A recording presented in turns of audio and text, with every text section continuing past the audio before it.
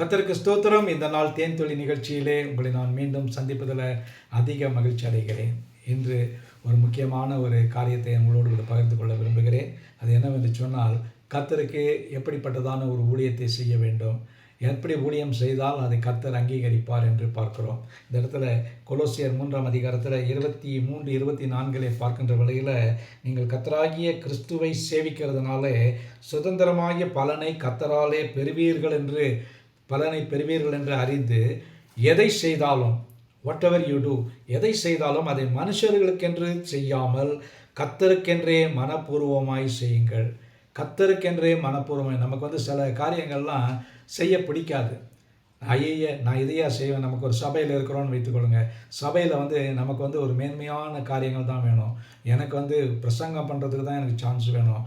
பாட்டு பாடணும், வாத்திய கருவி இசை குழுவில் நான் இருக்க வேண்டும். ஆனால் இந்த பாய் போடுறது, பெஞ்சை துடைக்கிறது, இந்த சாப்பாடு போடுற இடத்துல அந்த இலை போட்டு சாப்பாடு பரிமாறுறது, அதெல்லாம் நான் செய்ய மாட்டேன் என்று நம்ம கொஞ்சம் பெருமையில் இருப்போம். கர்த்தர் சொல்றார், எதை செய்தாலும் இந்த நேரத்தில் அதை கர்த்தருக்கென்று மனப்பூர்வமாய் செய்ய வேண்டும். எனக்கு பாஸ்டர் தயானந்தன் அவர்களை நன்றாக தெரியும். அவர் மாரநாதா வேதாம் கல்லூரியிலே பயிற்சி எடுக்க ஒரு பெரிய போஸ்ட்லேருந்து ரிசைன் பண்ணிட்டு வந்தப்போ அவருக்கு டெய்லி சார்ட்டில் வேலை போட்டிருந்தாங்களாம். அந்த வேலையில் பார்க்கும்பொழுது அவர் காலையிலே எழுந்திரிச்சு அந்த போர்டில், நோட்டீஸ் போர்டில் பார்க்கும்பொழுது, இன்றைக்கு தயானந்தன் டாய்லெட் கிளீனிங்னு இருந்ததாம். அந்த டாய்லெட்டை போய் பார்த்தீங்கன்னாக்கா மிகவும் அசிங்கமான நிலையில் ஒரு கழுவாமல், பல நாள் கழுவாமல் இருந்த அந்த டாய்லெட்டை போல் இருந்தது. இவருக்கு ரொம்ப கோபம் வந்துருச்சான், நான் போய் டாய்லெட் கழுவுறதா அப்படி என்று. அவருக்கு அதிக வருத்தத்தில் சொன்னதான், ஐயா நான் என்னுடைய வேலையெல்லாம் விட்டுட்டு இங்கே வந்திருக்கிறேன், எனக்கு டாய்லெட் கழுவுறது தான் எனக்கு வேலையான்னு. அப்புறம் எங்களுடைய தலைமை போதகர் அவருக்கு ஆசிரியராக இருந்ததுனால அவர் செய்ததான காரியம், தயானந்தன் நீ அமைதியாயிரு, நான் உனக்கு உதவி செய்கிறேன்னு சொல்லிவிட்டு அவர் போய் ப்ரஷ்ஷை எடுத்துகிட்டு நல்லா தேய்ச்சாராம். கடைசியில் இவர் பார்த்துட்டு அவருக்கு ஒரு வசனம் ஞாபகம் வந்துச்சு.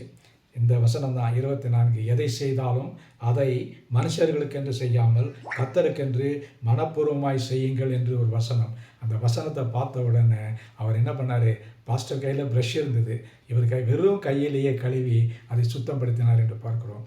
ஆகவே அந்த நாளில் அவர் கொடுத்த சாட்சி அவ்வளோ ஒரு பெரிய சாட்சி. அந்த அநேக பைபிள் காலேஜ் ஸ்டூடெண்ட்ஸுக்கு ரொம்ப உற்சாகத்தை கொடுக்கக்கூடியதாக இருந்தது. ஆகவே நாம் எதை செய்தாலும் கர்த்தருக்கென்று அவருக்கு பிரியமாய் இருக்க செய்ய வேண்டும். இந்த வசனத்தை பார்க்கின்ற வேளையில் கர்த்தருக்கென்றே மனப்பூர்வமாய் செய்ய வேண்டும். இந்த கிரட்ஜஸ் இருக்கவே கூடாது. அப்படிப்பட்ட நிலையில் நம்ம செய்யும் பொழுது நமக்கு வரக்கூடியதான ஆசீர்வாதங்கள் பின்னால் பெரிதாய் கிடைக்கும். ஜெபிப்போமா. நல்ல ஆண்டவரே, எதை செய்தாலும் நாங்கள் உமக்கென்று, ஆண்டவரே கர்த்தருக்கென்று மனப்பூர்வமாய் செய்ய எங்களுக்கு உதவி செய்யுங்க. மீட்பர் இயேசுவின் நாமத்தில் ஜெபிக்கிறேன் நல்ல பிதாவே. ஆமேன், ஆமேன். கர்த்தர் உங்களை ஆசீர்வதிப்பாராக. இந்த நாள் உங்களுக்கு ஒரு மகிழ்ச்சியும் சந்தோஷமான நாளாக அமையட்டும்.